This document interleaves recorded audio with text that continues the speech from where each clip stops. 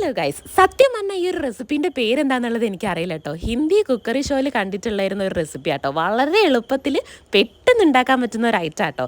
അപ്പോൾ അതിനായിട്ട് 2 ഉരുളക്കിഴങ്ങ് കുക്കറിലിട്ടിട്ട് വെള്ളവും ഉപ്പും ഇട്ടിട്ട് നല്ലോണം വേവിച്ചെടുക്കുക.